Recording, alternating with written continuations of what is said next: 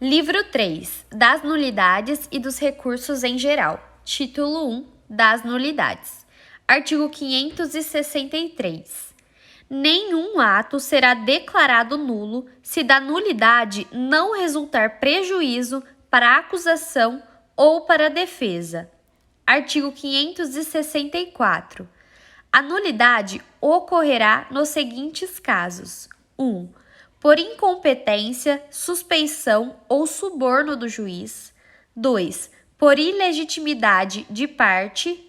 3. Por falta das fórmulas ou dos termos seguintes: a denúncia ou a queixa e a representação e nos processos de contravenções penais, a portaria ou auto de prisão em flagrante. B. O exame de corpo de delito nos crimes que deixam vestígios, ressalvado o disposto no artigo 167. C.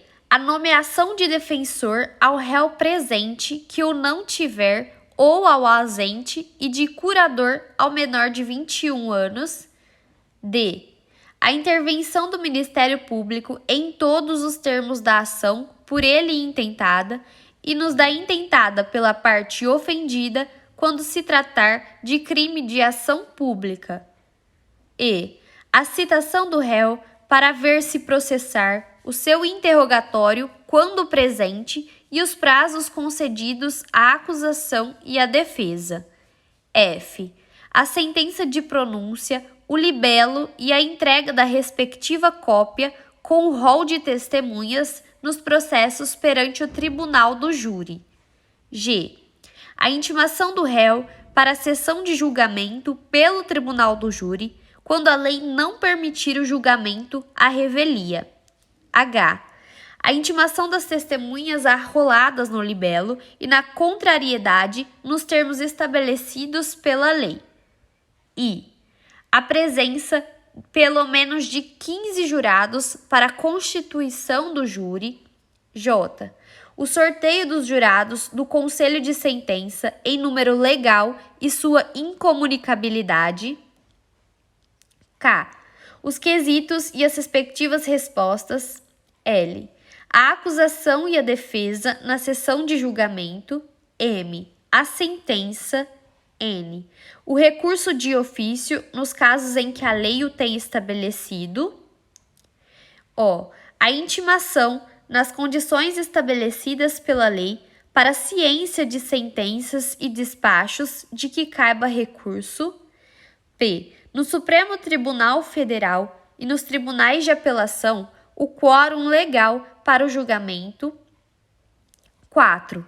Por omissão de formalidade que constitua elemento essencial do ato. 5. Em decorrência de decisão carente de fundamentação. Parágrafo único. Ocorrerá ainda a nulidade por deficiência dos quesitos ou das suas respostas e contradição entre estas. Artigo 565. Nenhuma das partes poderá arguir nulidade a que haja dado causa, ou para que tenha concorrido, ou referente à formalidade cuja observância só a parte contrária interesse. Artigo 566. Não será declarada a nulidade de ato processual que não houver influído na apuração da verdade substancial ou na decisão da causa. Artigo 567. A incompetência do juízo anula somente os atos decisórios, devendo o processo, quando for declarada a nulidade, ser remetido ao juiz competente. Artigo 568. A nulidade por ilegitimidade do representante da parte poderá ser a todo tempo sanada, mediante ratificação dos atos processuais. Artigo 569.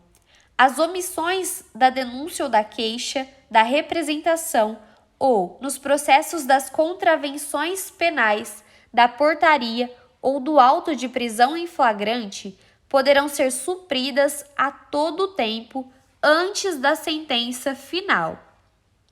Artigo 570. A falta ou a nulidade da citação, da intimação ou notificação estará sanada desde que o interessado compareça antes de o ato consumar-se, embora declare que o faz para o único fim de arguí-la. O juiz ordenará, todavia, a suspensão ou o adiamento do ato quando reconhecer que a irregularidade poderá prejudicar direito da parte.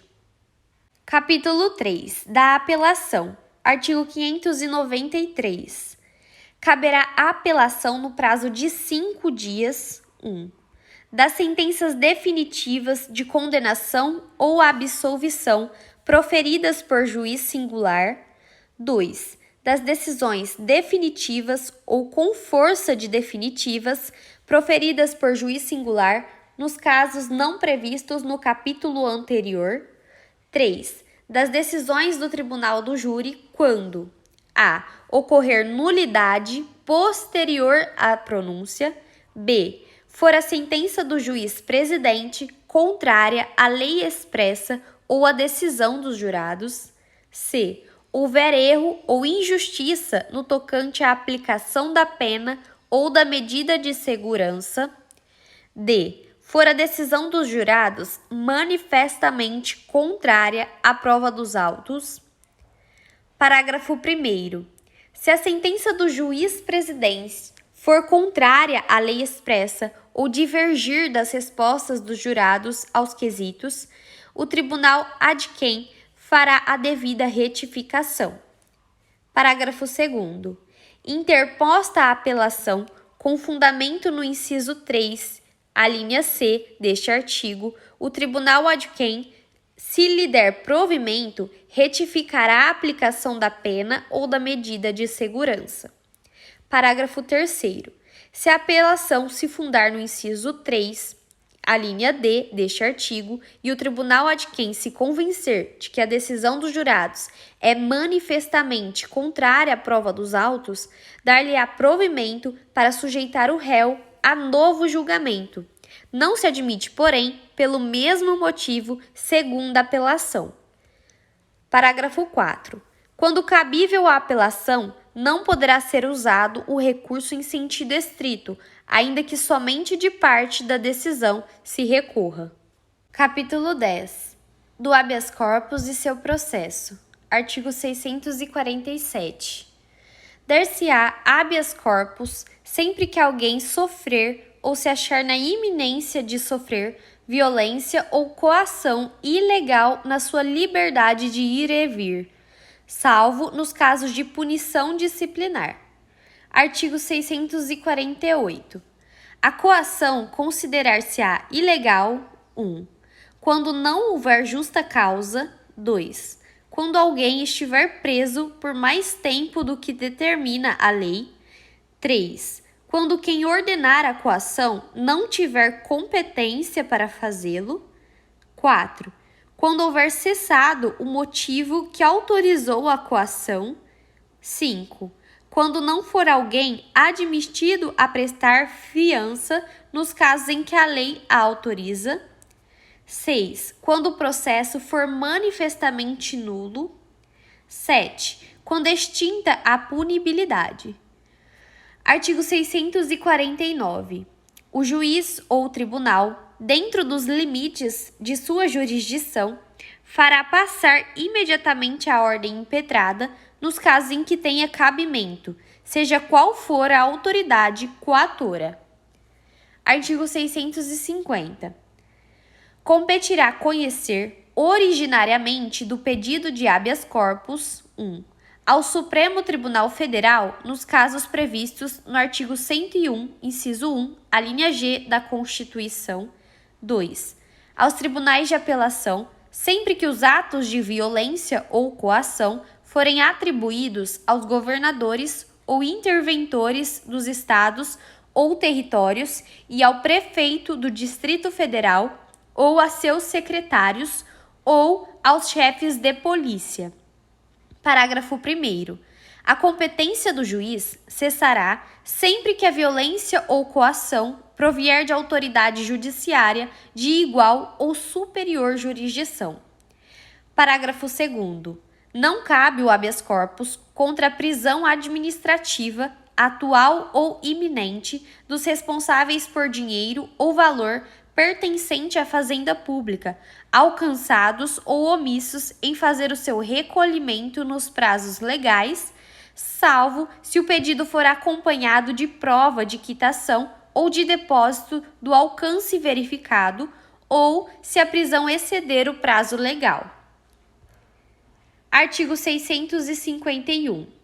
A concessão do habeas corpus não obstará nem porá termo ao processo, desde que este não esteja em conflito com os fundamentos daquela. Artigo 652. Se o habeas corpus for concedido em virtude de nulidade do processo, este será renovado.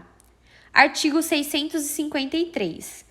Ordenada a soltura do paciente em virtude de habeas corpus, será condenada nas custas a autoridade que, por má-fé ou evidente abuso de poder, tiver determinado a coação. Parágrafo único.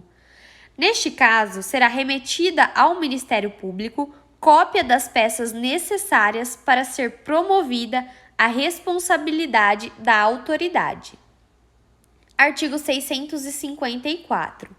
O habeas corpus poderá ser impetrado por qualquer pessoa em seu favor ou de outrem, bem como pelo Ministério Público. Parágrafo 1º. A petição de habeas corpus conterá: a. O nome da pessoa que sofre ou está ameaçada de sofrer violência ou coação e o de quem exercer a violência, coação ou ameaça. B. A declaração da espécie de constrangimento ou, em caso de simples ameaça de coação, as razões em que se funda o seu temor. C. A assinatura do impetrante ou de alguém a seu rogo, quando não souber ou não puder escrever, e a designação das respectivas residências. Parágrafo 2º. Os juízes e os tribunais têm competência para expedir de ofício ordem de habeas corpus quando no curso de processo verificarem que alguém sofre ou está na iminência de sofrer coação ilegal.